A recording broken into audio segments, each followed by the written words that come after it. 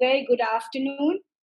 And as I begin to talk about this book, I would first of all like to place on record my immense gratitude to Member Secretary IGNC, Professor Sajikanand Joshi, and Professor God, Dean IGNC, for providing this wonderful platform and a great opportunity to all of us to bring this book out to public and discuss here what the Jaya Utsav taught us about the Mahabharata traditions and what were the initial questions that this whole program began with. As I sit here, a whole floodgate of memories opens up to me, as I think surely for Kavita and Sukrita, my co-traveler, and Niru and Neera Mishra, who had been in some way or the other being part of this program. There is an echo in the thing. All the panelists present here have been, can you hear me? Yes, very well. Okay. All the panelists present here have been associated with this program and the 18-day event in some way or the other. Sukrita has been my co-traveler. Kavita and Neeru have done much work on the Mahabharata, Kavita on the textual sources, and Neeru on Garhwal Himalayas. They both participated in the seminar and their contributions are included in this volume. In fact, it would not be an exaggeration if I give the whole credit of this publication to Dr. Joshi, the book which had faced several obstacles and issues on its way to publication, and without his unstinting support and constant guidance, the book would not have seen the light of the day. So what is this book all about? What constitutes the living traditions of the Mahabharata? And are they really living traditions of the Mahabharata? And if so, where are they located and in what forms? Who are the carriers of these living traditions? And are there really any Mahabharata tradition alive today? There were many questions, and when this project started way back in 2010, along with the living traditions of the Ram Katha, and both of them continue to be pursued at Janpat Sampada division till date, bringing in more and more practices of both the Ramayana and the Mahabharata into light, be they oral, kinetic, pictorial, imprint, poetry, dance or drama, or electronic media. Ramayana and Mahabharata, and I bring my emphasis back to Mahabharata, is very much alive and even appears in forms that and ever appears in forms that celebrate, question, debate with, recast the characters, argue with Vyasa and Bhishma and Krishna, and try to see questions to the angst of the present. Why and at what point did Mahabharata become a taboo text must be investigated thoroughly. This indiction is only in certain parts of the north. It doesn't exist in the south, and certainly not among the several tribes and folk groups, especially in central India and the Himalayan region. I can hear the echo. I hope it's not disturbing others. Here, Mahabharata is celebrated through annual performances, possession rituals, bardic traditions. Their landscapes tell the stories of Pandavas and Kauravas as ancestral tale of the land and communities. The trees there will tell you the precise time when Pandavas stalked under their shade, and their shrines have Hidimba, Ulupi, Duryodhana and Karna along with the Pandavas. Bhima and Babrika, Hidimba are all-time favorites, and Draupadi is the goddess incarnate who took birth to destroy the Kauravas and time itself to usher in the age. She is known as Mahakali. As Draupadi Aman in the south, she stands alone with a cult of her own, ritual offerings, shrines, and theatrical performances. Jaya could bring in only a tip of the iceberg with more than 100 performances from all across India, film shows, exhibitions, literary evenings, craft bazaars, and so on and so forth. And the Katha Vachana tradition to which Mahabharata itself provides testimony and which we all thought was extinct is still very much present, not just in folk and tribal formats, but right there in Banaras in Vyasa Parampara. And we were fortunate to get the Vyas to perform the Mahabharata Katha as he does so in Banaras to the public. There were 54 presentations in this seminar. However, we could bring out only about 28 in this volume due to several reasons.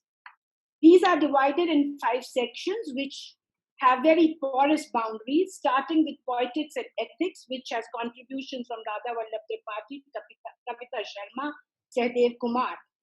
Paucity of time doesn't allow me to read all the sections, but let me just name them here. So after the ethics and poetics, we have translations, adaptations, and variations, folk and tribal traditions, then the Himalayan complex, and last, performance traditions.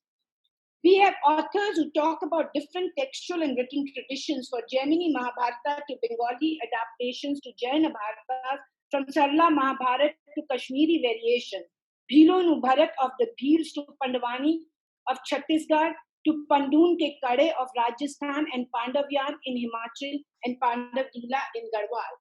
Thoda archery contest between Shatis and Pashis, as they are known in the Himalayan belt, Jatra in Bengal, Kutan Tower cult of Aravan in the south.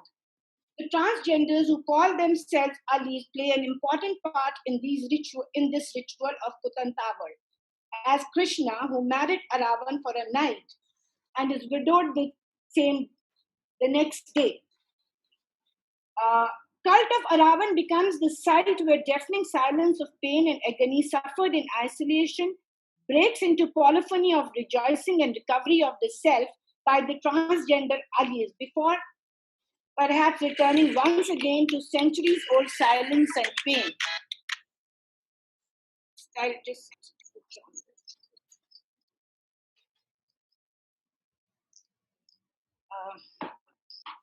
sorry. Then from the south, we also have Kutiyattam traditions, Krishnattam, and back to the electronic media, we have in this book discussion from Nehru to Benegal's Bharat Ek Khoj. The book brings together the whole plethora of traditions across India, both traditional and contemporary, and yet, as I said, it is just tip of the iceberg. We tried that whatever could not be there in the book, to have them in the lawns, in the exhibition halls, and in literary evenings. And of course, let's not forget here the cuisine, the Bhim ke laddu and Draupadi ki kheer to Draupadi Neela Mishra. So what does the book tell us about all these myriad forms? What is the relationship to the text called Mahabharata? The multiple Bharata tradition, as narrated through these chapters, presents us with amazing diversity, but with palpable consubstantiality, expressed in myriad forms and multiple hues, tradition belonging as much to the contemporaneity as to its past, belonging as much to the spokes as to the axle, centrifugal and centripetal at once, a tradition old and new at the same time.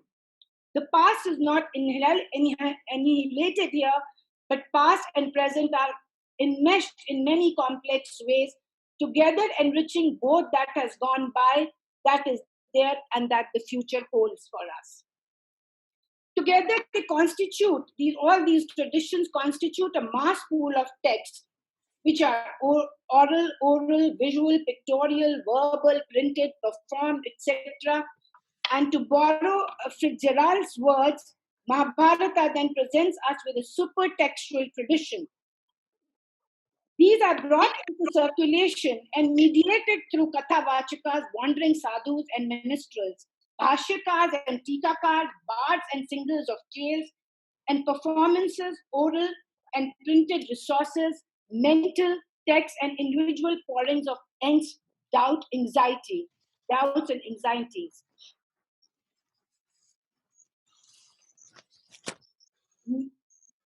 All these traditions make the Mahabharata a perennial, turn it into a perennial tale discovered and created afresh at each juncture of time, at each moment of self-doubt and self-exploration, at each rejoicing of self-discovery and self-recovery. Folk celebrates, venerates, owns up, adapts, sings, dances, and asks for boons and rain and health and prosperity, both from the Kaurava deities and the Pandava deities. Not just Bhash in the Mahabharata, but folk ends its tales with its own Shanti Parva. After the war, Kauravas are brought back to life, and both them and the Pandavas begin to rule peacefully in their respective kingdoms, as sings the Gond Pandavani. And as for us, I leave you with this verse from Pandav Jagar of Garhwal, quoted in Go Sats Dancing the Cells. O merciful Lord, the bird flies, but the summit remains. Man dies, but the Pandava story remains. Speech is immortal. The seasons are immortal. Nothing else in the world lasts. How many have danced in this courtyard, and how many ages have passed? And those who will survive will meet again to dance the Pandav Leela. Thank you very much. Thank you, Molly, for your wonderful narration about the book, and I'm sure people have enjoyed it. So let me just share that film which we want to show it earlier. Uh,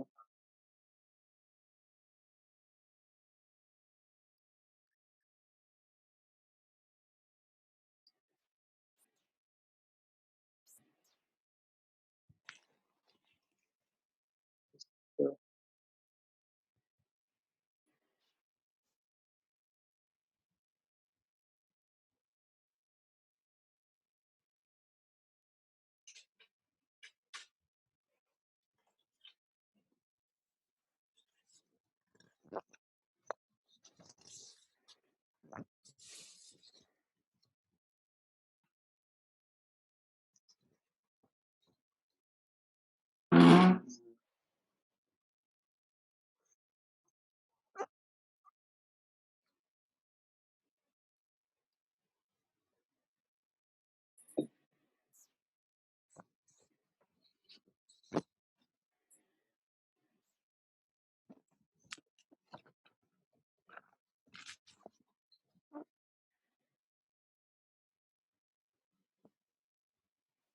can you see it or not? Again, it's a problem. No, it's not visible. You know?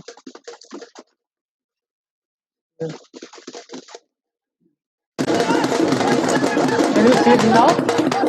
So,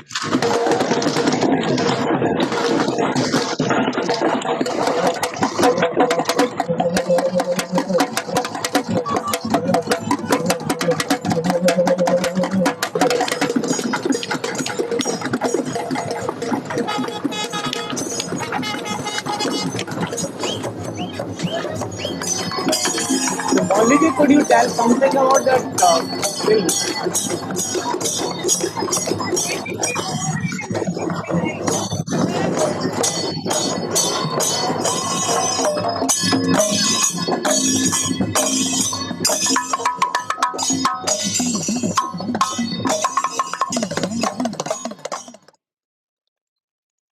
Molly, can you give some description about that film? Well, again, as I said, it's the tip of the iceberg. These are very few of the performances that we hurriedly put together to so that you get the live experience of some of the Mahabharata traditions. Uh, as I said, we had more than 100 performances, contemporary, recent, classical. These are just a glimpse of very few of them.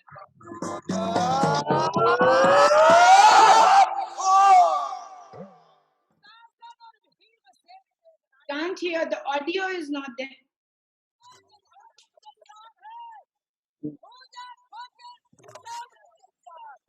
Can you hear now?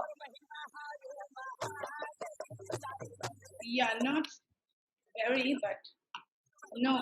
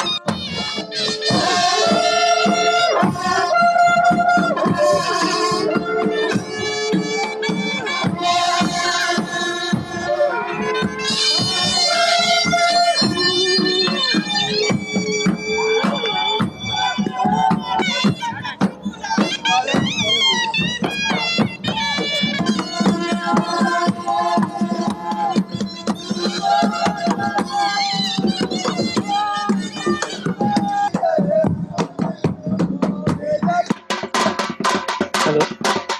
You can see the film well. Yeah, we can Voice see is it. also there. We can see it. Okay.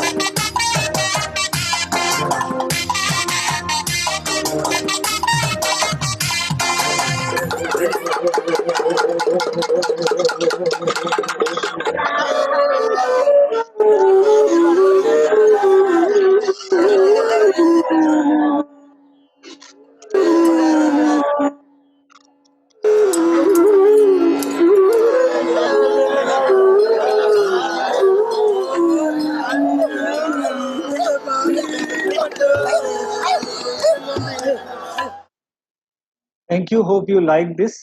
This is one of some glimpses of the tremendous work done by IGNCA and particularly Janpa Sampada Division under Professor Molly's guidance. So now we'll move ahead with the program, and I would like to invite Dr. Sukrita Paul Kumar for her views. She's the co-editor of the book, so her views on about the book and also related topics. Over to Dr. Sukrita Paul Kumar. Thank you very much.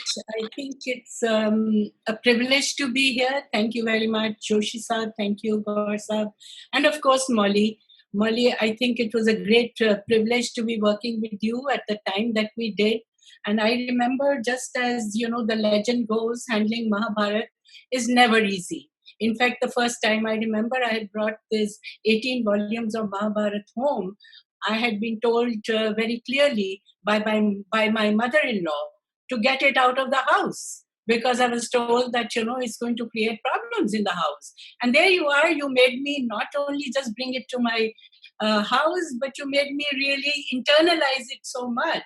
Because when you asked me to do this whole, manage the program with you, this was, I think, 2011, was it, when we got together?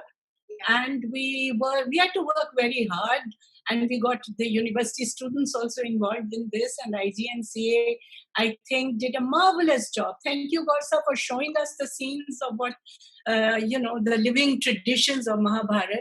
And little do we know in the urban centers that all these are actually living traditions. But unfortunately, you know, there seems to be a very, very, very, very big divide between the urban and the rural and the city and the villages, and out there a lot of vibrant culture as it lives.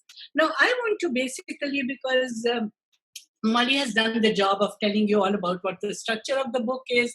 Have you left anything for me to tell, Molly? However, I want to do my bit, and which is, as an academic who has taught literature for over 35 years, in both the University of Delhi and elsewhere and abroad. Now, I want to really give a perspective to the book from the point of view of how oral traditions in particular, folk and tribal and so on, which exist out there as living traditions. But yes, IGNCA seems to be taking it for granted that we know about it. But believe me, Molly, even after having taught for so long literature at that, there is such a big divide between the oral and the written. And that we hardly ever get a chance as people who are doing literature to dip into the oral traditions, which are so very rich. So having done this particular seminar in which I was extremely, very deeply involved, as you know, and we basically worked at it as to how we need to get down to really looking at traditions which are all over, from northeast to the south, of the living traditions of Mahabharata. And I remember, when I look at the title now, aesthetic textures, and these aesthetic textures are not the so-called sophisticated textures that you find, which are well studied and validated by the academics all over as to what poetics there are to the writing of Mahabharata, or in the written tradition, what are poetics all about, and so on. But nobody ever talks about, in the academic world, nobody ever talks about the poetics of the oral traditions.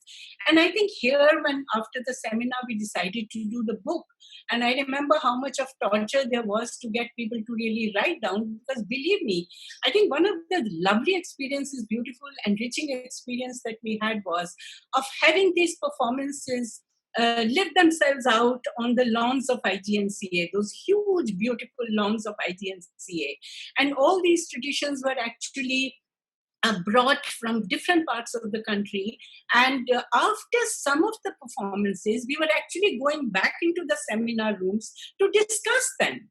Do you remember, Molly, how we basically, even Thoda, I can't forget how the martial art of Thoda dance of Himachal was actually seen first, and then we come inside the seminar room and talk about it and discuss it. And in a way, we were trying to basically engage with the evolving of a theoretical position that one could take on how to enjoy the aesthetics of Thoda dance or any other performance that was actually there on the lawns that we actually witnessed. So it was not as if, what were we trying to do? We were actually trying to, I would say, make the binaries collapse. A lot of binaries got collapsed during that experience of not just the seminar, which of course you see the outcome of the seminar you see in the book, which is done so beautifully. But I think more than that, the experience itself, and I just wish that, IGNC were to do more of those kinds of, recreate more of those kinds of experiences where these binaries actually collapse. And what are these binaries that I'm talking about? One, of course, I've already touched upon, which is the oral and the written. But I think there also has something has to be said also about, how, for instance, there is so much of an internalization of hierarchy of languages as well. So if we see something happening in English, we have one approach to it. If we have it in Hindi, then next to English, it is Hindi, in terms of the hierarchy. And then very slowly we go down to something which we dismiss usually as a dialect.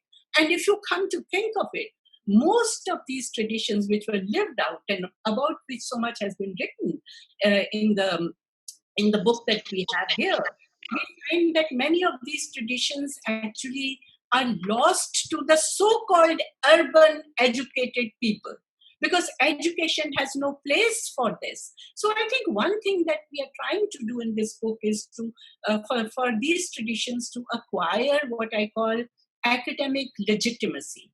I think this validates to a great extent the idea of how all that is there in the oral sphere needs to actually, particularly in our country, which excels in these traditions, I think we need to put it under the academic lens. IGNCA, I know, is doing some courses and some teaching is happening in IGNCA, but most of the universities are just sidestepping this entire domain of how to look at oral traditions, which should not be seen as marginal kind of focus. I think we need, again, I can hear some WhatsApp.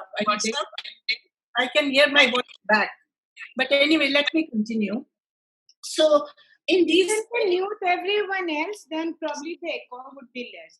No, I think I request panelists to please keep yourself on mute, except Dr. Sukrita Kumar. Others should keep on mute, please. Dr. Paul, please continue. So what you see, I think one of the differences that another binary that I want to talk about is this entire idea of the dynamism that you see in these traditions, because many of the people who are actually talking about these traditions in our book, many of them are suggesting the idea of how there is a certain kind of autotelic quality about the tales that are told about Mahabharata. Autotelic, by that I mean they are traveling on their own from one region to the other. They don't have any borders. No political borders exist for these traditions to move on. So in that there lies a certain kind of autotelic quality, which means they move from place to place. And as they move from place to place, a different kind of rooting happens. For instance, when Sarla Das, as Mahendra Mishra talks about, when there is one kind of writing or tradition that is practiced in Odisha would be very different by the time we come down to, say, Aravan tradition. So the divergences that you see there is primarily, it has something to do with the fact that these tales travel, yes, but when they travel, they take roots in certain geographies, in certain cultures. And the outcome is there is a retelling, which is a very rooted kind of synthesis that happens between what has come from elsewhere and what exists already there. It isn't as if about oral traditions, I must emphasize here, it's not as if there is one subjectivity that is at work. I think there is a collective consciousness at work there. That is why it becomes a tradition. And there is no copyright issue there. There's no copyright issue because it isn't as if the original belongs to one person. There is a collectivity about that. And I think the kind of democracy that you see, a democratic spirit that you see, a certain kind of freedom that you see, which does not mean that this freedom is licentiousness. It's not as if they can take it easy. Because if the tradition comes to be, for whatever it is, a collective demonstration of a certain myth, a ritual, a festival around Mahabharata or any other such a Mahabharata, primarily because, in fact, the charming thing about Mahabharata is that within these tellings, there are many more tellings. It's a retelling, the reimagination, and tales within tales is more than Panchatantra, It multiplies on its own. And therefore, there is a potential of its roots getting blossomed in different places in a variety of ways with another original coming up. One original creating another original, which is therefore a whole lot. And that is why Molly is very right when she says it was just the tip, absolutely tip of the, whole living traditions of Mahabharata that we managed to experience for nearly, I think, 3 weeks on the lawns of IGNCA and in the seminar room simultaneously for 7 days. We just discussed not just the, as Kavita did, moral dilemmas in Mahabharata and ethical issues coming up, and there was a conceptual framework of what poetics there are to it and ethics there are. But what about the variations that happen through not just translations, but adaptations also? So there's a whole section in the book which is actually talking about the adaptations and the translations and so on. And these translations, again, each translation lives in its autonomy. Now, I would be very keen, I haven't yet studied it, but I would be very keen, for instance, in seeing what happened to Mahabharata when Akbar got it translated into Persian. I haven't studied it, but Mansoora Haider did. And so she has given us a study of Razmnama in this book. And therefore, you also have a projection of the possibility of composite culture getting projected out there. Thanks to Akbar, that happened here.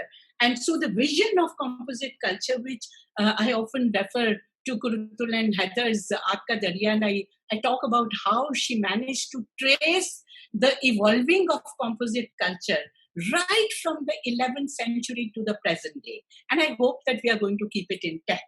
So whether it is to do with the moral dilemmas in the book that has been created here, or it is to do with finally the folk tribal traditions or the Himalayan complex and so on, every text that you see here gives us a glimpse of yet another cultural specificity. So as a whole, if you look at the book, it is a celebration of cultural diversity, number one. Also, if one were to look at it as, and I like to use this term, it might sound a little pretentious, but let me do it. It is, a certain kind of an eco-cultural cartography that you see. And we academics are very fond of using these terms. Why do I want to use it? I want to actually say that we should be entering into this entire domain of how do you map this diversity? How do you see that it is in the oral traditions primarily that you see how organically they happen. They happen very organically. It's a total ethos. It is the ethos of the land to which that tradition might belong. It is the ethos of the culture from where that text may have got evolved. The oral text is what I'm talking about. And then, of course, the oral gets into the written as well also. So when that happens, then there is a dialogic that develops between the written and the oral. And that example of that also you find, particularly when you are looking at the performances. Then once it comes to the written, sometimes it goes back into the performance mode then. And then therefore back into the oral. So this kind of multiplication of forms of expression. And I also want to say one more thing. All these divisions that have come to be in terms of, say, the written text, and then dance as a form, and then music is yet another one, and then you have theater. In these traditions, most of them that you watch out for, you need to go and see, what you notice is that many of them come together. All forms come together. So it is a very beautiful defiance of what our British masters taught us. And what was that? How to divide art into different forms. Actually, we are defying it when we are really looking at the oral traditions. And yes, welcome. That defiance is welcome.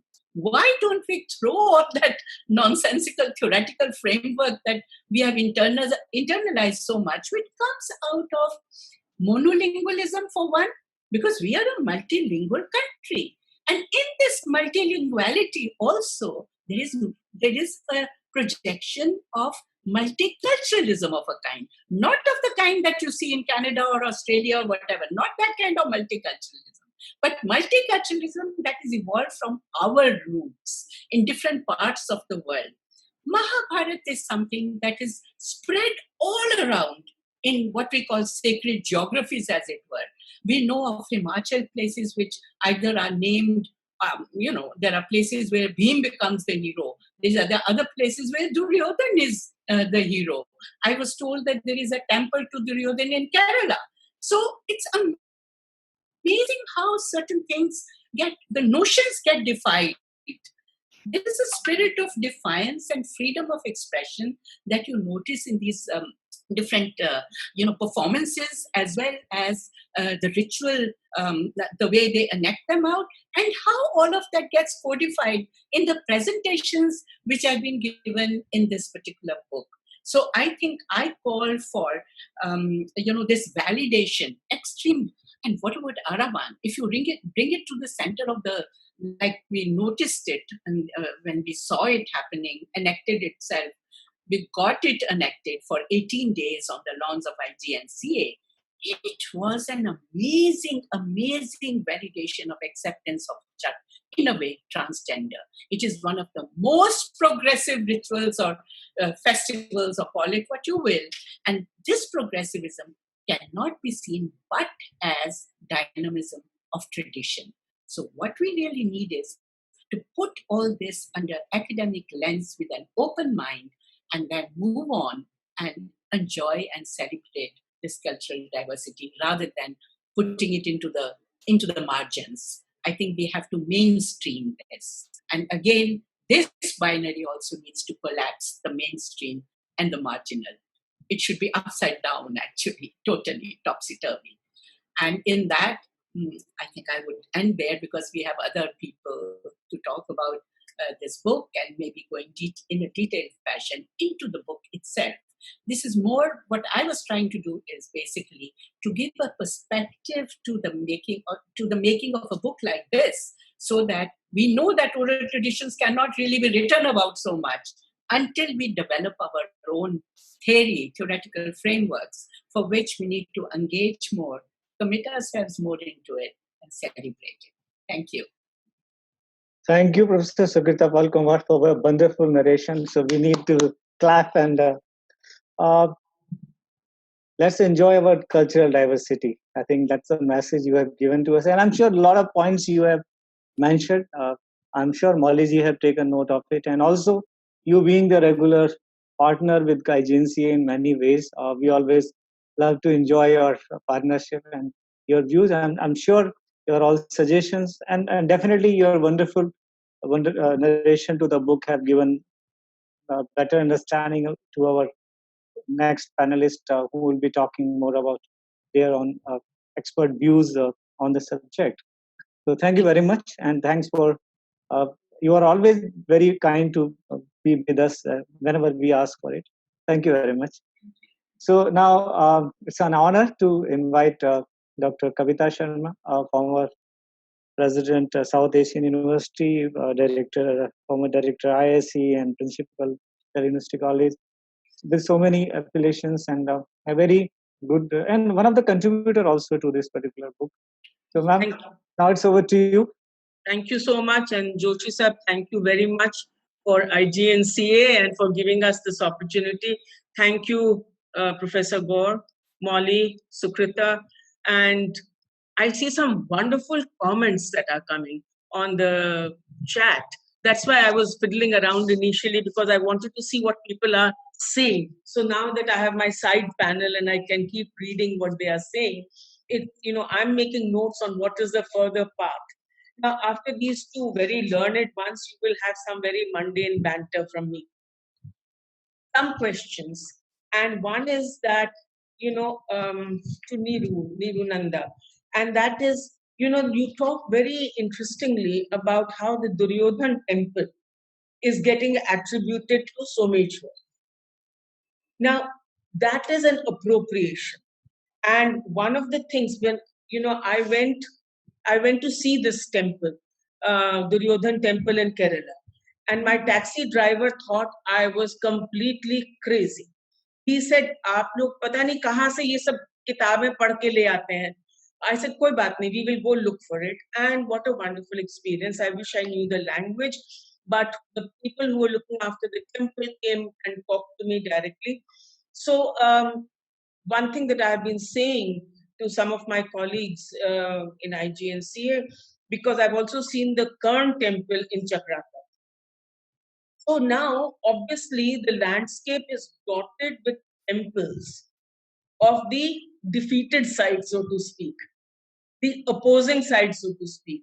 Since Mahabharata is not good versus evil, I dislike it quite wholeheartedly when people keep talking about the good Pandavas and the evil Kauravas. They are not. And why I'm saying this is, and Molly, now that I have some time and if we can get out of lockdown, you and I should do this. Try and map out what are the temples. And because this person in Kerala told me there are 30 such temples around. and not as big as this one, although this was also very small. But there are little temples to Dushasan also, for example.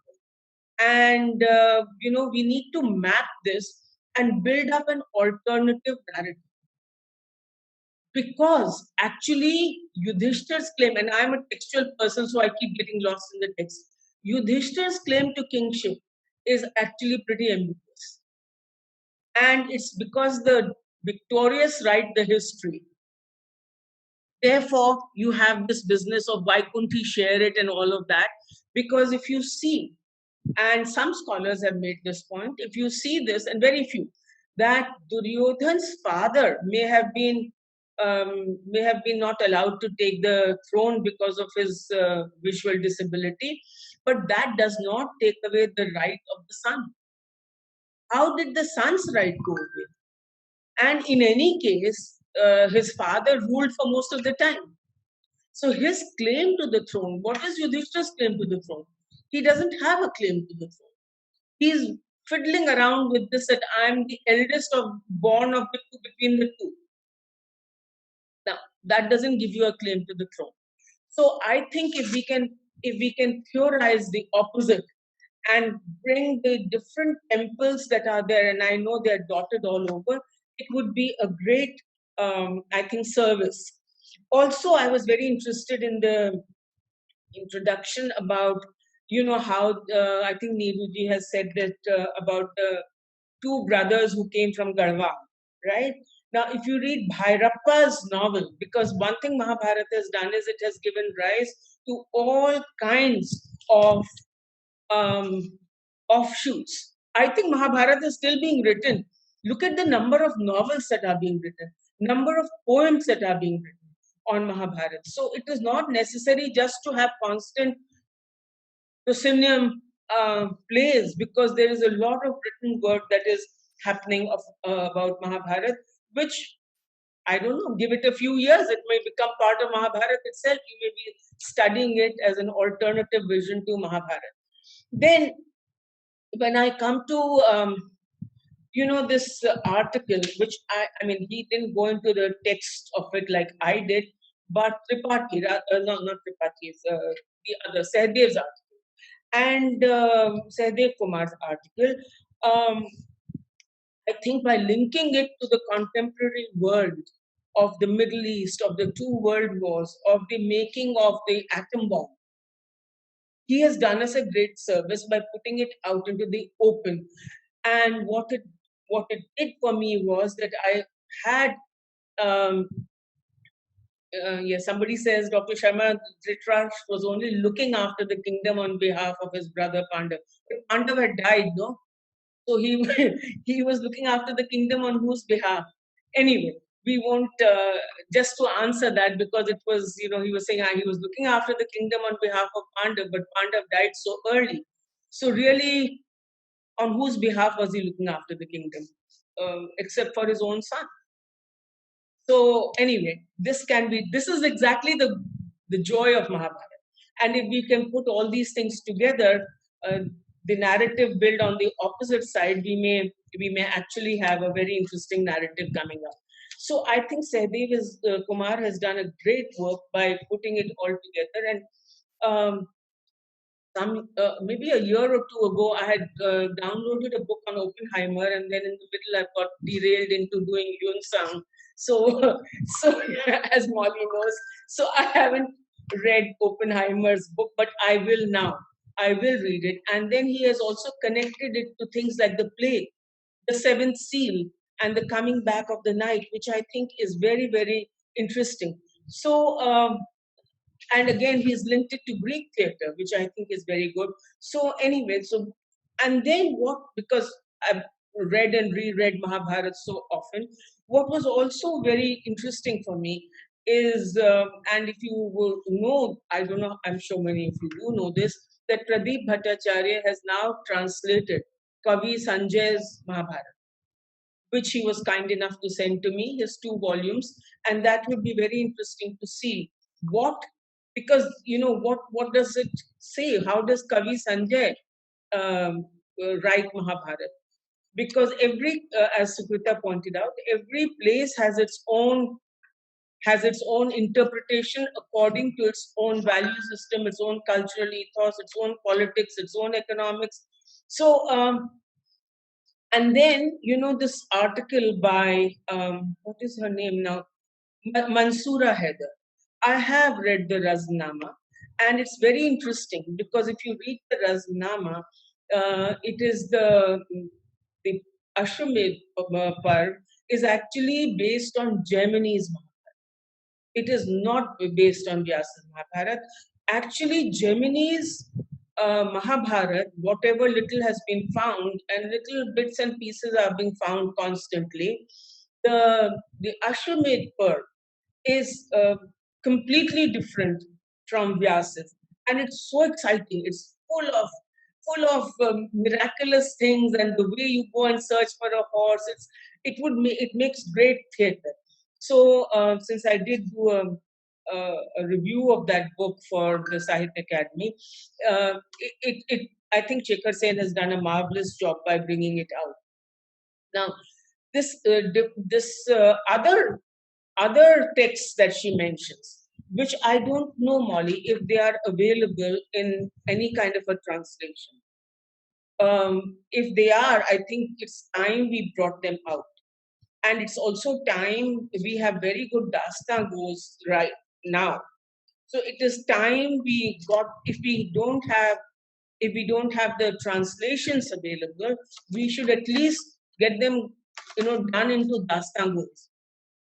Because that would bring them into, to use her horrible phrase, mainstream, to talk about Suchitra's formulation. We really don't know. We have just given ourselves the very pompous idea that we are the mainstream. I don't know why we are the mainstream. Now,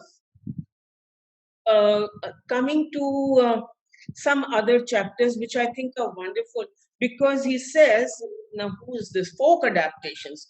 I have read some bits of Gond Mahabharata, which are completely defiant of, most of it is very defiant of the classical Sanskrit Mahabharata, and it's very well worth reading, and it's great fun. It also topsy-turvies the heroes.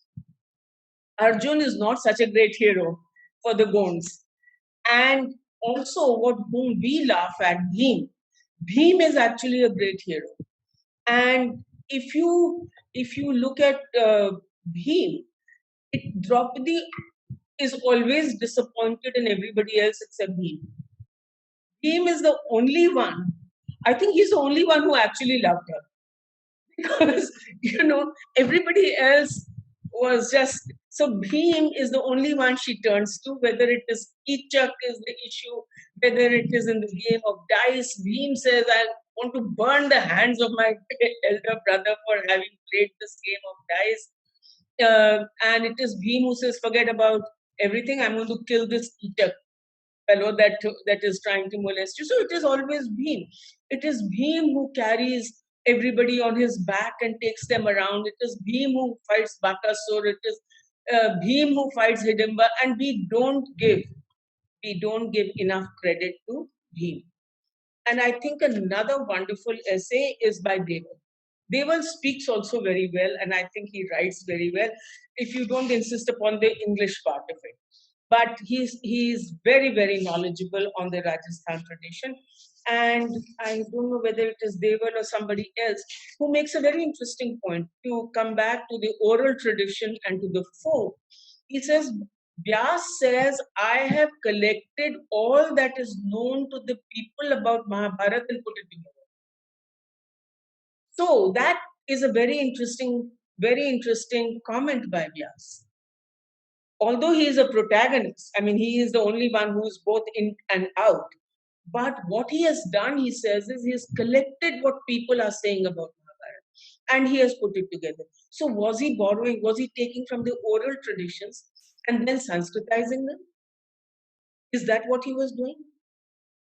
Is the birth of the Pandavas a Sanskritization of actual relationship with 5 people?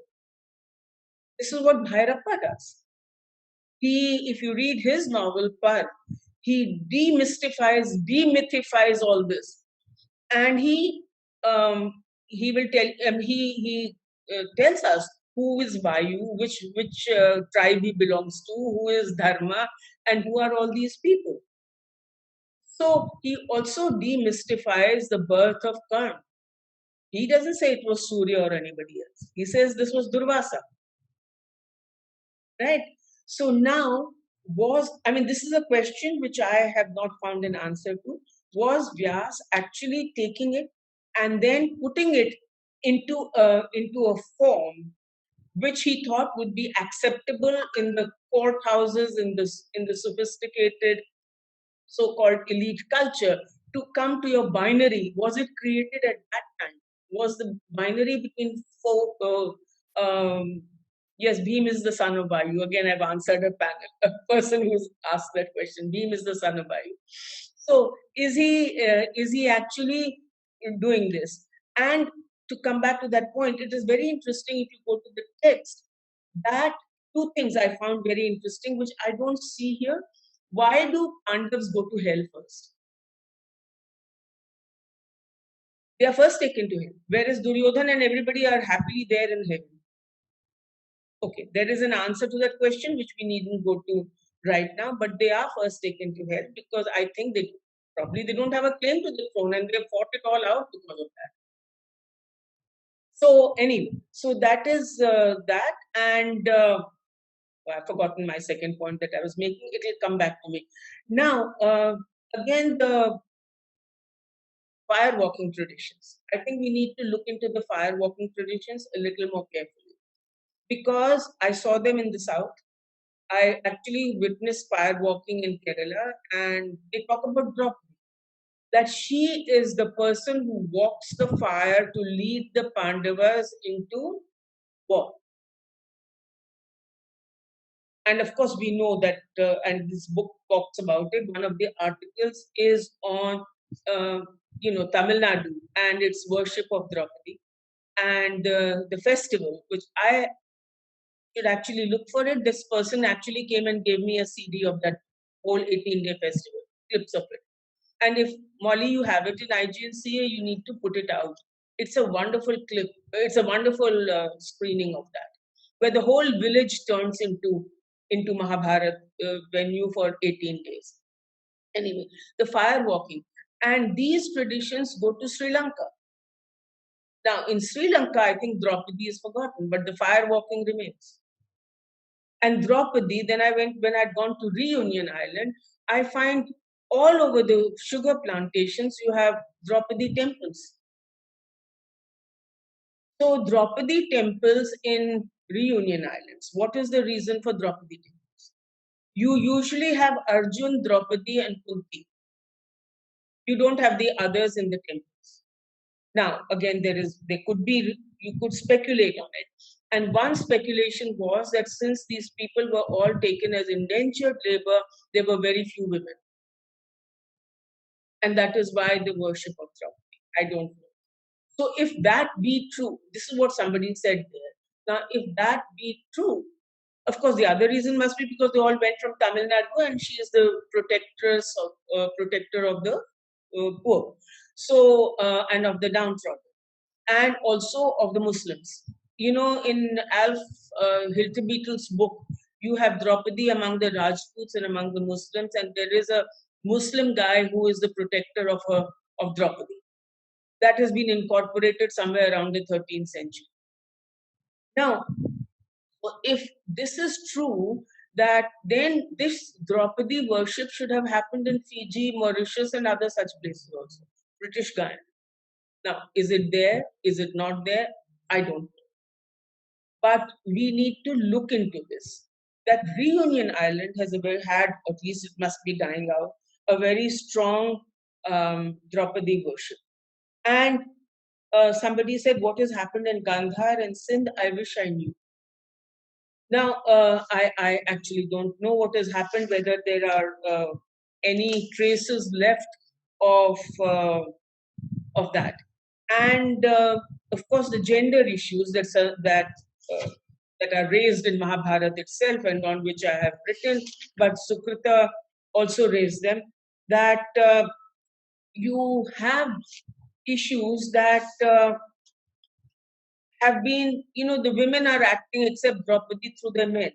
But in the folk tradition, the women are quite autonomous.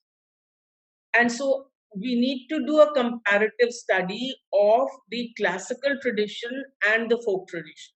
And not just separately, but a comparison maybe of what happens, because Draupadi is supposed to be a witch, a goddess, or whatever. And if you remember in the Gond tradition, and it's been mentioned here, Yudhishthir is touching her feet and fanning her, and I think Bhim or Arjun gets very angry. Yeah. So anyway, so these are the traditions I think which we need to take into issue, and therefore collapse the boundaries of folk and classical. And my final thing is Nehru to Benegar. I saw Discovery of India. Maybe I saw it too late. I found it dated. I found it simplistic. And if I may say so, slightly pretentious, because in that, Neil is laughing. All kinds of things are stuck into it. And then it's just simplified. So anyway, I think there are more. There are more films based on Mahabharata. We need to take them out also. And finally, Molly, you have that huge thing that I have been hankering after in your IGNCA, the Takoba. So now that's the agenda, and Joshi Sahib is here. And when it comes, and I think you've got pictures of that already. You've got it. Yeah, we got that done. So now we need to analyze that. As soon as we can all have a look at it, we should start analyzing it. That what is it that this lady is saying from Gujarat, and why, and what are the things that she is bringing together and why. So I will end here. So I'm sorry I haven't given you a hugely scholarly theorizing discussion, but this is what I felt as I read through the book. Thank you so much. Wonderful. Thank you, ma'am. Wonderful. So you did a round of clap. So, very interesting facts about Bhima, because many people believe Draupadi belongs to Arjuna, and you are giving all credit to and what interesting facts about the new dimensions. Bhima is the main hero of all the oral traditions of the Mahabharata. Yeah. But particularly when we talk about Draupadi's relation with all five Pandavas, then you're saying is something that he loves more than anybody and all other four. Yeah, so that's something very interesting. People will enjoy your views on that. The other thing I find very interesting in Germany's Mahabharata is the predominance of the next generation. Arjuna and all are old. It is their children who are taking charge of it. So, that is a very interesting part which we don't focus on. As I said, now that I have time and I've got Hunsang out of my way, I've been writing about this, the interaction between China, civilizational interaction through Nalanda between China and India. But now that it's gone out of my way, I will start looking at some of this. That, the second generation, and what does our classical Mahabharata say, and what do the folk, do they say anything at all about the second generation? So thank you, ma'am. So that's the beauty of our living traditions. And now, thanks to this lockdown, when this Mahabharata was telecasted again, and I think many new generation, the millennials, who they came to know about various facts. So sometimes it is very important to keep them aware, and also and many things which you have raised, and I'm sure our member secretary is there, Molly ji has kept note of it, and definitely we'll look into the all suggestions made by you. So now, thank you, ma'am, and we'll like to invite our next speaker, Dr. Neeru Nanda. Neeruji, please unmute your mic, and we would like to hear you, because I know you have many experiences to share with us. So over to Dr. Neeru Nanda. You hear me? Can you hear me? Yes. Yes. I'm quite new to this. Now I can't hear you. No, you need not to hear Agadar. Now you have to hear your own voice, because next 10 minutes you will be speaking. Okay. We have all unmuted ourselves so that we can listen to you clearly. So this is the technology. So you have to just see our faces and realize. I'm quite new to this, and thank you for asking me to join you all. My association with the IGNCA goes back to at least 23, 24 years, and I'm very proud and very happy that it has grown. It has grown. It had roots, and the roots went deep, but now they are spreading out, and your outreach is really commendable. I'm very happy about that. I shall immediately, I think, Molly, if you don't mind, I shall immediately take up these very vivacious and vivid points thrown out by Dr. Sukrita and Dr. Kavita, because they have really caught my imagination. And I think they have taken, between the two of them, the scholars, they have already taken the audience through the book and the gamut of topics which have been tackled, have been touched upon. Now, I think Dr. Sukrita has raised an extremely very interesting and very valid point about hierarchies of language. I'm very pleased you have done this, because you see, the scholars who first introduced me to the whole culture of Western Himalayas and the Harkidun and the valley of Duryodhana, as also the folk culture of Himachal, both of them wrote in Hindi, and they're great scholars. Dr. Shivanandan Nautiyal of Garhwal, it is he who has done the seminal work on the Duryodhan का घाटी. और जब ये Indian institute of advance studies ने K S. Singh was editor, तो उन्होंने जब पहले ये निकाला था on the folk versions of the Mahabharata, so they also included Hindi essays. So Dr. Shivananda's essay was included there. Dr. Bansiram Sharma is another huge scholar. In Himachal, he was the secretary of the Sahitya Kala Parish, the secretary of the Himachal Kala Academy. And his Kinder Lok Sahitya is one of my most precious books. It's his PhD of the 1960s, and I got it with my life. It's in Hindi. And I do feel very strongly that the जो विद्वानों का काम जिन्होंने किया है हिंदी में, it should be made available to the wider English-speaking audience. Now, when you come to the hierarchies, I would like to just, in that same mode, turn the situation in the valley of Duryodhana on its head. As Molly knows, she has mentioned it in her intro, the question of historicity is debatable, and it has many facets. But in the Western Himalayas, the conclusion which I have reached is that the great tradition has been used, adopted, manipulated to the little tradition which wants to keep its own identity and yet also be a part of the greater. Because Karna and Duryodhana are friendly.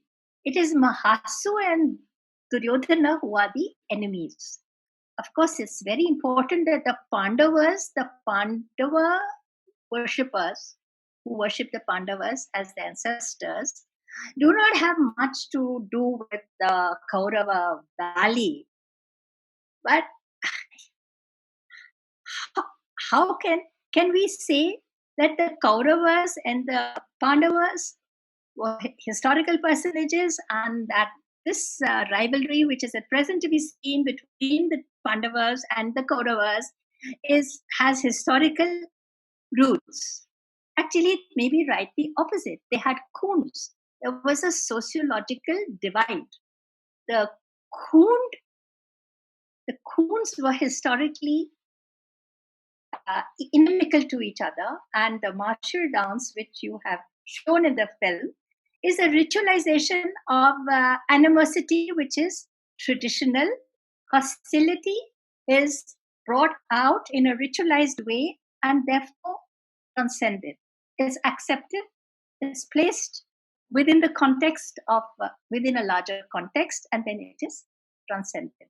So the little tradition may not be really a reflection of the great tradition. It may actually be, as Sukrita ji has also said, that the marginal communities, the communities on the periphery, they take the Mahabharata story and they mold it into their own way of life. And Kavita ji once gave me in a personal talk a very deep insight into why Arjuna is not the hero of the Mahabharata. In fact, he is persecuted.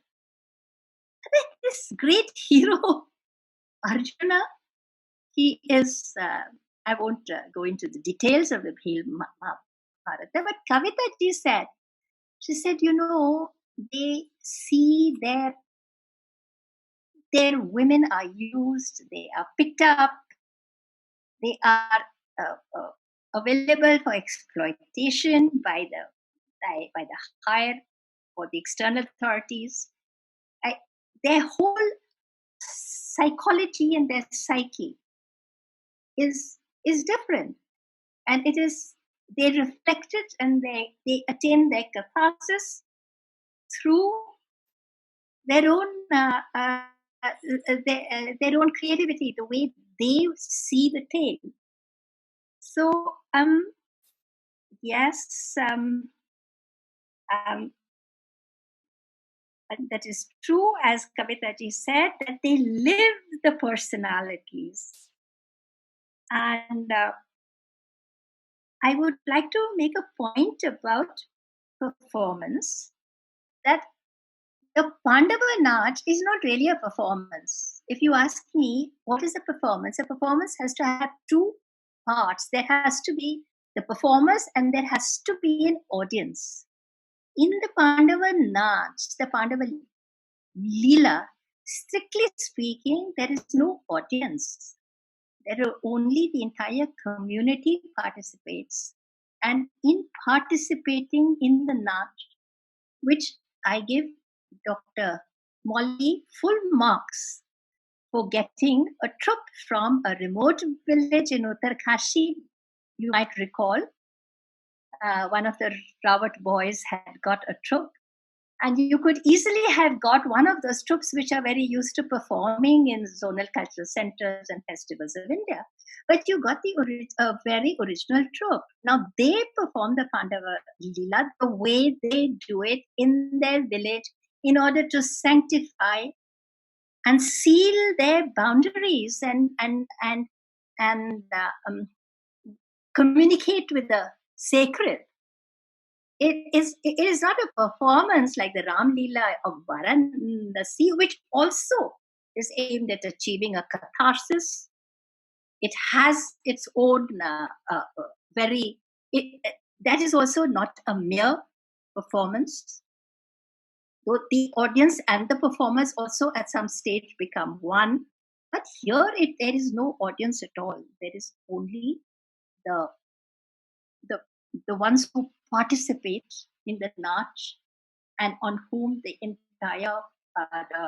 entire community is communing with the entire village is communing with the Pandavas. And I have actually joined them in this dance, and I can say that there is a point comes on the IGNCA lawns. A point came when we had transcended. We had transcended one realm, and we were in another realm.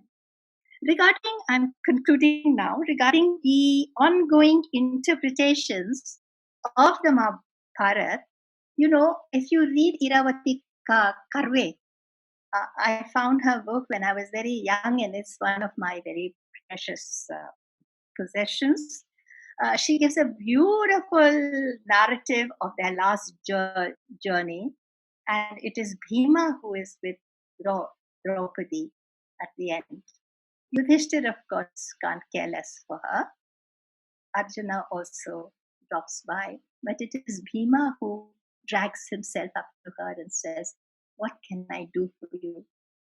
And Iravati writes that Bhima is himself till the very end. All he can see is Draupadi, and he says, "What can I do for you?" So Bhima he's not just a hero for the folk people. He's very much the hero in the Himalayan area. There's Mahashweta Devi. I'm sure those who have read her recreation would really be very moved. And Ratan Thiyam. These are absolutely wonderful recreations, and they are so deep. And I think I wish that IGNCA would also take up a Mahabharata where the modern India in so many voices is also looking into it, delving into it, and coming up with their own versions to express their own angst. Thank you. Thank you, Dr. Niru Enda. Thank you for your kind views and wonderful narration and such beautiful suggestions. Yeah, please. Yeah, please unmute yourself. I can unmute if you are not. Don't worry about that. I will do it. You just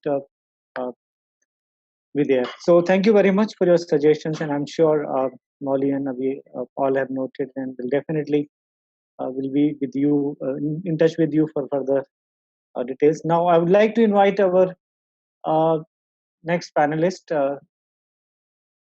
Dr. Neera Mishra. She is the chairperson of the Draupadi Trust, and request her to start her presentation. Neeraji, would like to share your PPT first, or you would like to say?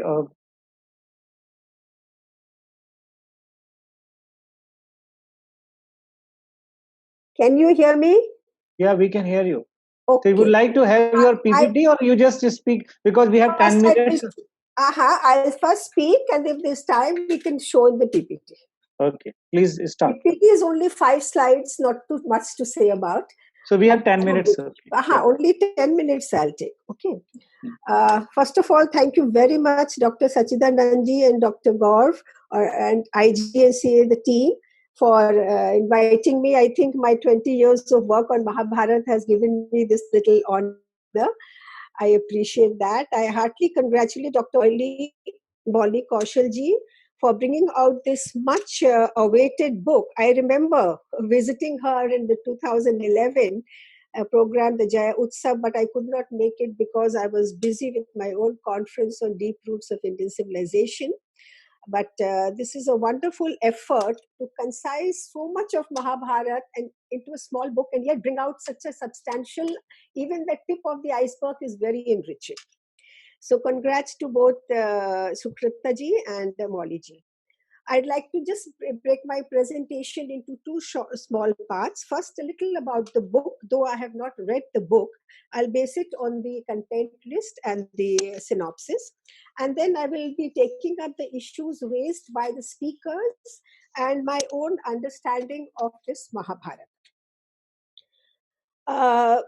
I think the book is very well structured into different sections of the ethics, the poetics and ethics, and of course the folk traditions and the Himalayan complex, etc.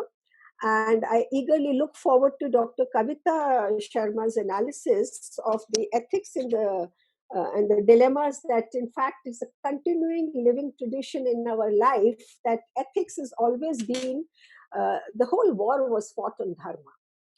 So it's very integral to it. And she has also been part of many of our programs and done very inspiring work. So I look forward to reading that. I also would like to point out Haidar's information on Akbar's Razamnama, I think is based on Ashok Kumar Das's book, The Razamnama, Paintings on the Razamnama, the Birla edition, because the original Akbar's Razamnama is locked in a locker in Jaipur City Museum for almost 25 years, for which I've already moved an application in the court to have an academic access. And I think even Dr. Kavita may have based her understanding of the Razamnama on these, though there are many variations of the Razamnama available. There is one in the archives also, but they are not the original Akbar's Razamnama. It's like we have to really see the original to talk about the Razamnama. Then I find that the book has been so well structured into take into account right from Kashmir to southern states, from Gujarat to the western, to the areas of northeast Assam. So it's quite an exhaustive bird's eye view of the living traditions. Now this brings me to my second part. The very fact that these traditions are living for centuries and are being enjoyed, enacted, reenacted, proves our point that Mahabharata is history. Some speakers have just raised about doubts on the historicity of the Mahabharata. I would like to state that our work, my Draupadi Trust, has been working for almost over 18 years now on re-establishing the historicity of the Mahabharata and the dating of the works and what happened post Mahabharata also. In this regard, I would like to also point out one thing in the book, of course, that there's something very lacking. And one of the speakers, one of the papers has mentioned, the people who are talking about the hilly and the Himachal states, that there is nothing tradition about the Mahabharata in the major areas of the Kurus. So I think if I put this a little bit in perspective, first of all, the Kuru, the Pandav, the Kuru was a state. They were not a part of the tribal names. They were part of the Janapadas. That time, the whole country was divided into various Mahajanpadas, and Kuru was a Mahajanpada, and there were various types of people living there. So to say that there is no mention of Kuru culture or Kuru-related Kuru-related traditions in the area is actually not so correct. Secondly, we have to understand historically one important fact. Almost 200 to 250 years ago, the study of Mahabharata and Ramayana started in Western countries as a religion. You see, the schools of divinity, they were doing cultures and religion of different types, comparative, and they took our Mahabharata and Ramayana as a religion rather than as history. So on the one hand, this whole concept of our sacred text as Itihasa was being diluted there. On the other hand, we have suffered almost 1,000 years of disconnect with the original systems of education. And these two things have led to our getting disconnected with the historicity of the Mahabharata or the Ramayana for that matter. And today, there was I think the last speaker mentioned, or the previous speaker mentioned about the urban and the rural.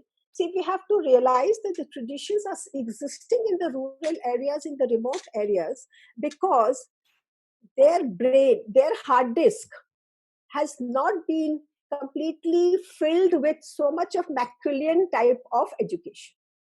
whereas the urban educated are mostly masculine educated, and that whole bhardis has limitations, and obviously they will imbibe what is being told to them.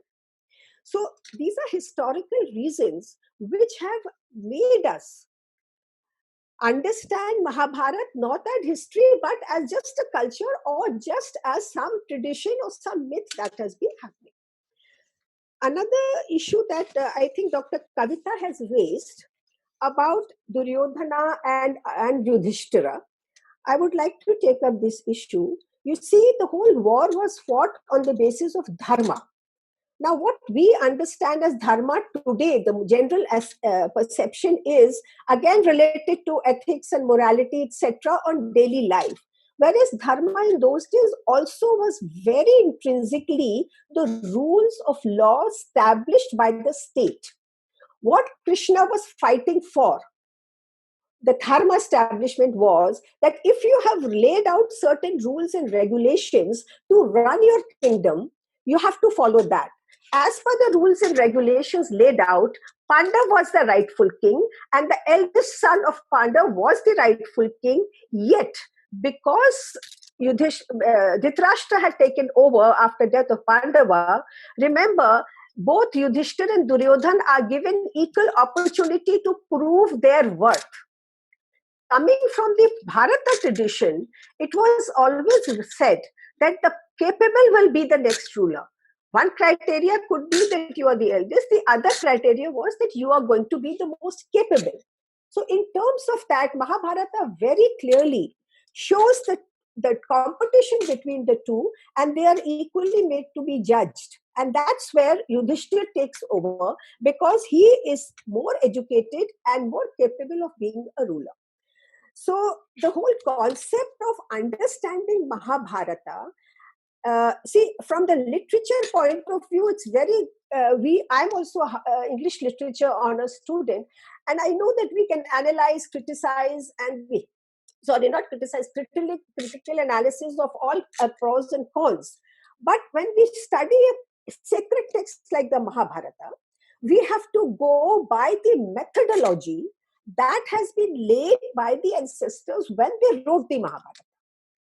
That is one of the reasons that our historicity is doubted. It is said that we don't know how to document history. In fact, Indians have been the most, I would say, meticulous documenters of history, because we not only write about what's happening in society and what the kings are doing, we also write the lineage. So we have to understand Mahabharata from these perspectives. When we look into Mahabharata traditions, when we look into Mahabharata, performances and how they have changed over a period of time, we also have to understand that performances in rural areas are living in that same memory. They pass on. And another thing, please remember, after the huge war, it was a catastrophic war, Mahabharata war. This whole area of Kuru and the northern areas were actually completely depleted. And then in the last 1,000 years, whatever has survived about our ancient heritage has survived in the southern part, which is the down Deccan downwards. And some of it in the western parts and the interiors of the eastern and the Himalayan region. These are all historical facts that have to be taken into account when we analyze a great story of a historical, of a itihas of a period, and when we have to make underlining factor dharma, because it is all about the dharma. Today, if the government of India has laid down certain rules and regulations, keeping to those is dharma. By far, not keeping to those is adharma. And the same was there. You see, Ram had established a principle of dharma. For the sake of dharma, he sacrificed all personal relationships. So this whole concept about, that who was the real rightful ruler was dependent on the rules that had been laid out. So there is, I don't think, any doubt. Why Duryodhana has respected in South, why he has temples.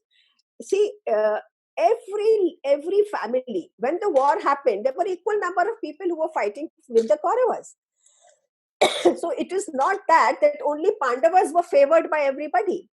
if you read the Mahabharata, it is the most objective retelling of a tale of events that happened thousands of years ago. And from our recent writings that I have come across, of course, they are in the vernacular, that just about 300 years after the Kurukshetra war, the whole 100,000 verses were already composed. So there is authenticity on what is written in this book. And but coming back to this whole discussion of the book, I think this book has done great service to our whole study of understanding Bharata as it was at the time when we were not there.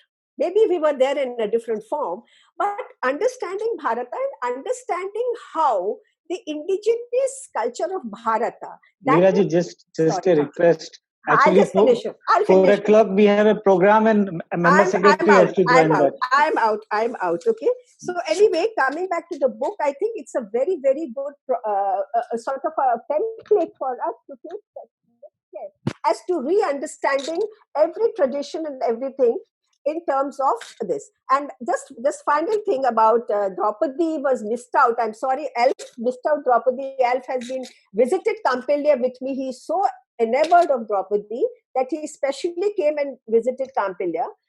We have a tradition of the 5 Pandavas being worshipped as Shiva, because they are considered the avatar of Shiva and Draupadi the avatar of Parvati. So we have this Panchmukhi Shivas, Chaumukhi Shivas all over, and that was the PPT about. If just the picture can be shown, I think that would be more than enough. And of course, there is always so much to discuss. Once again, thank you so very much for giving me this opportunity. And I think the discussion needs to go on. Thank you, Neeraji, for your wonderful views. Sorry, because we have a program at 4 o'clock. That's the reason I have to. Kampil वाला मुझे एक खाली वो दिखा दीजिए, मेरा वो कंपिल का जो शिवलिंग है. It is just near the Draupadi Kund. I will just show that, and it's just near the Draupadi Kund, and we have many temples there, which because the Swayamvar happened over there. So this is so the next one, this next slide. This is Panchal area. I'm not going to. This is the Panchal area. I'm not going into it. It consists a lot of places of English. This is the Kampil Vasini Mandir. They say Parvati came and did tapasya. Now another thing is just one sec. This logo, the logo of state of UP is taken from the Swayamvar ceremony of the revolving fish and the bow and arrow. Dedication, determination, and direction. So there are living traditions of the temple worship there, and Kul Devi, Draupadi is Kul Devi to many of us over here. Thank you very much. So friends, now I would like to request our member secretary, who is the chair of this discussion, to deliver his concluding address.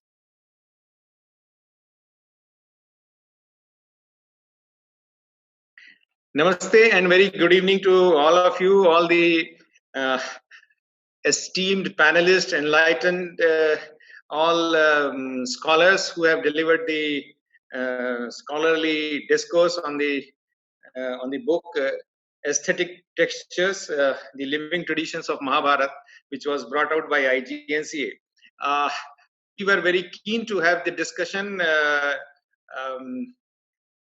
in more physical form than the virtual form, but I am happy that because of this virtual form we are able to connect to many participants from across the country and few from abroad as well. Otherwise, had it been at the IGNCA campus, it would have been attended by just a few 50-100 people living in Delhi.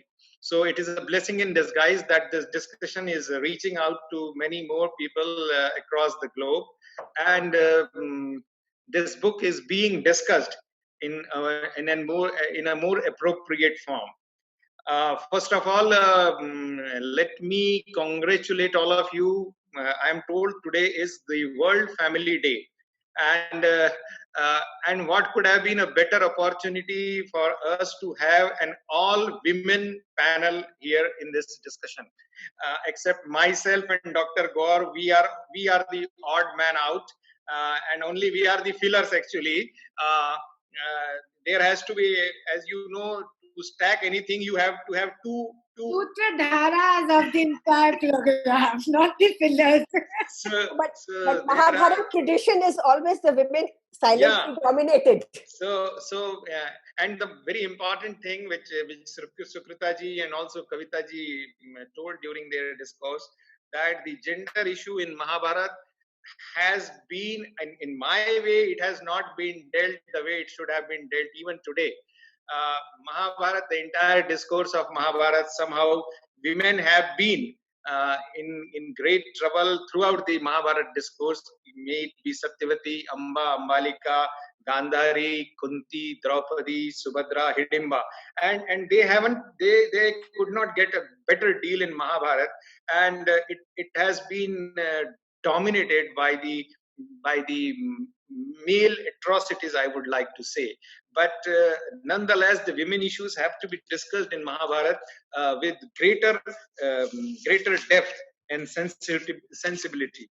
I would also like to say that the Mahabharata tradition is a deep-rooted tradition in our Indian folk and Indian textual traditions, and it always go parallel. I mean, there is no sense of superiority, that which tradition is superior to what. Even the folk traditions which are prevailing in different parts of the country are equally respected and regarded and also consulted as an important reference point for different Mahabharata traditions. And we may think that we have explored enough about Mahabharata, or explored enough about the traditions prevailing in the country. But still, I would like to submit, there may be places which are still unexplored, and all of a sudden you will find one Pandav Gufa, or one Bhim Kund, or one Bhim Ki Shila, or Draupadi Ki Shila, and Kunti Ki Kutia, and something like that somewhere in some part of the country. This is also because the Pandav traveled for almost 14 years in different parts of the country, and we really don't know where they all have gone.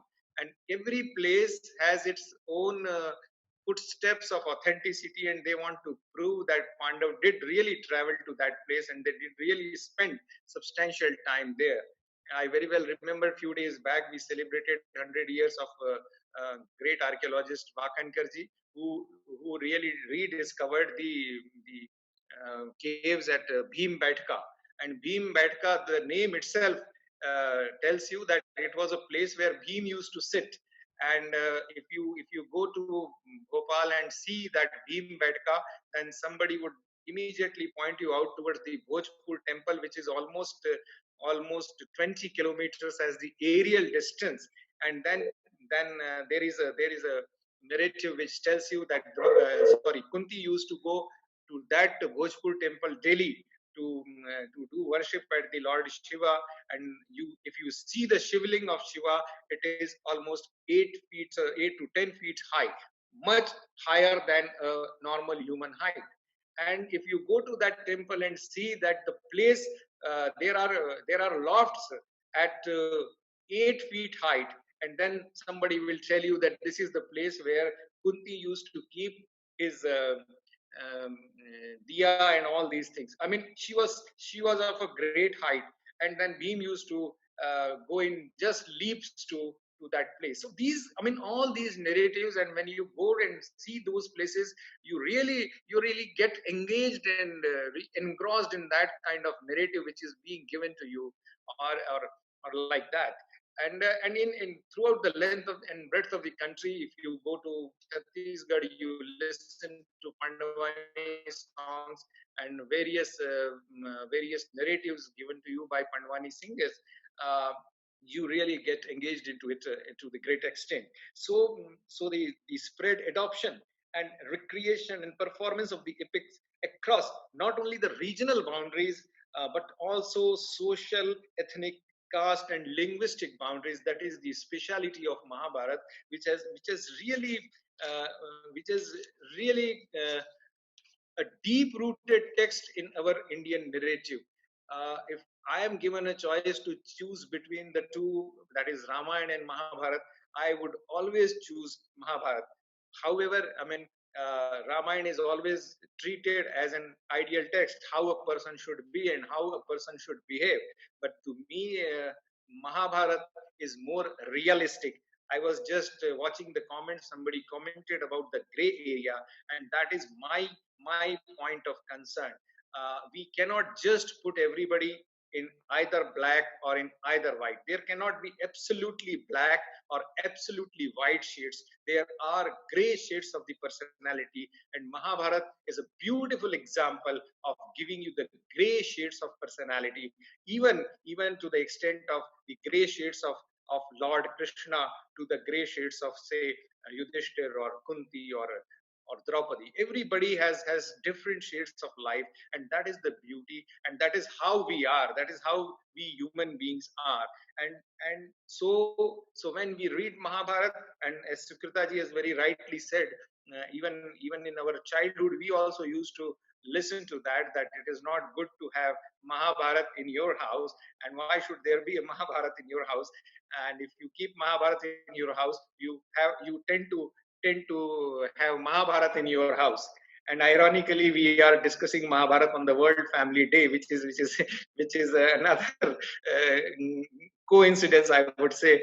But then keeping Mahabharata and doing a regular part, I mean, regular ritual of Mahabharata may not be allowed, but even in the earlier childhood also, we used to listen the stories of Mahabharata related to different characters of Mahabharata.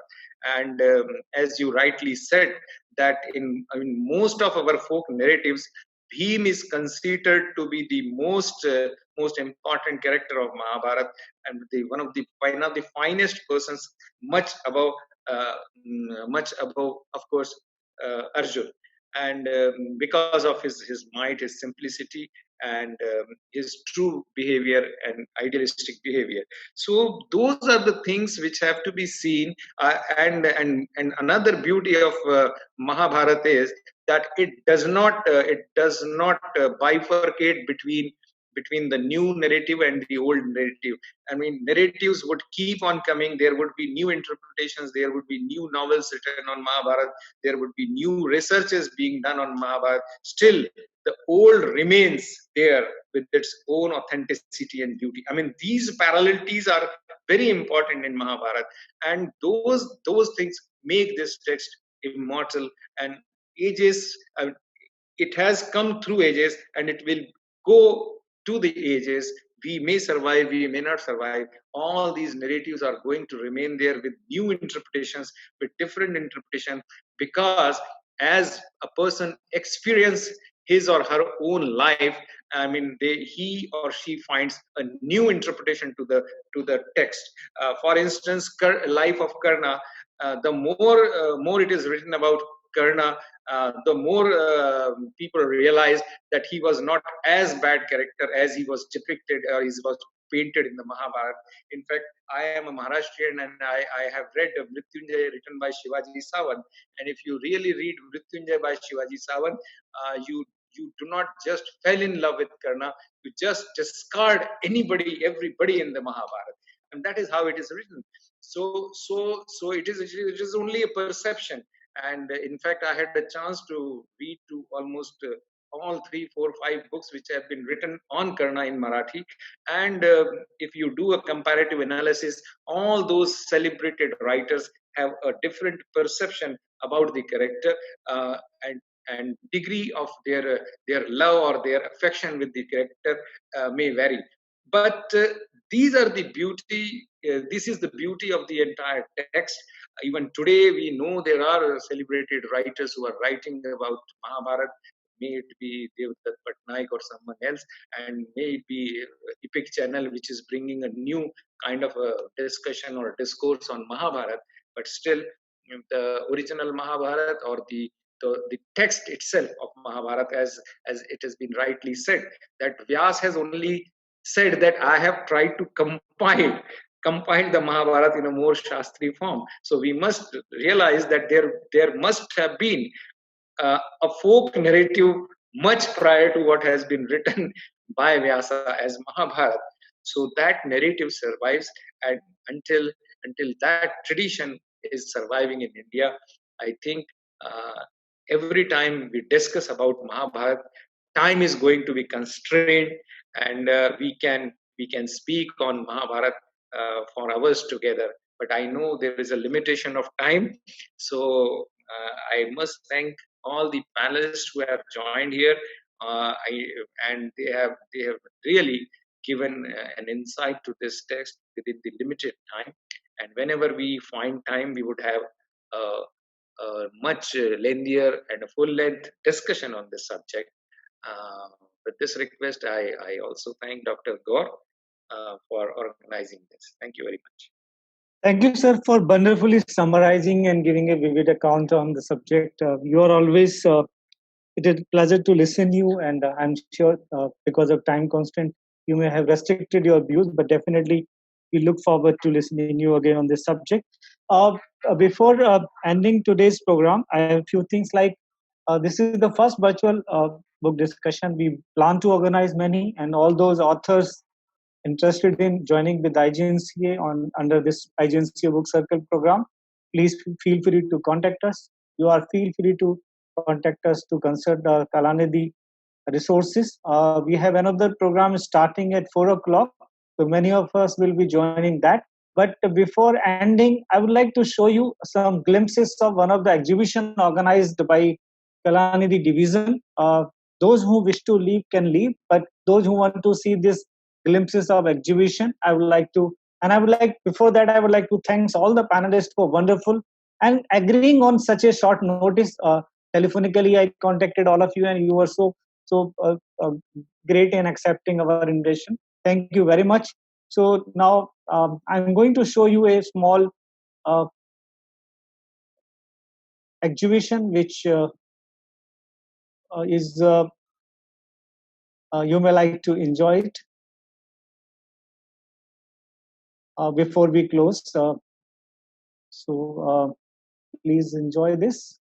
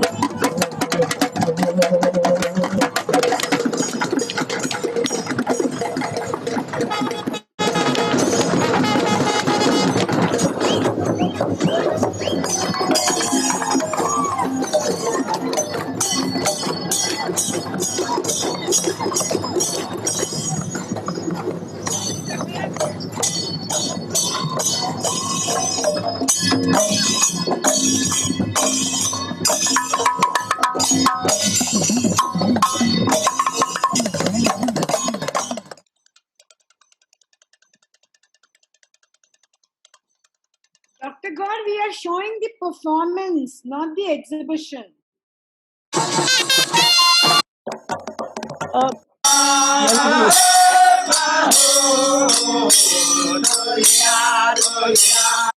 I think This is the performance, not the exhibition. I have I think wrong than 5. So I think this is the only I have. I may not having that exhibition slides. So let's close it here, and thanks everybody, and look forward to meeting you in our next virtual book discussion sometime next month in June. We definitely plan to have one virtual discussion every month, and we'll soon let you know about this program, and please keep connected, and feel free to ask any questions. Whatever questions you have asked on chat, I will look into that and will try to respond. So thank you panelists, thank you participants, and the beauty of this program is that we have over 200 participants, which is not possible. These recordings will also be available online by tomorrow or within 2 days time. So anybody who cannot join it, the link can be circulated, and they can listen all the views of the panelists in this YouTube. So thank you very much. Bye bye. Have a good day. And our Facebook Live series program has just started. on Facebook, IGNCA Facebook, you may like to see that. Thank you very much. Bye-bye. Thank you very much and bye-bye. That was such a pleasure and great to meet everybody here. Thank you. Thank you. Thank you all for being here. Thank you. Thank you. Thank you.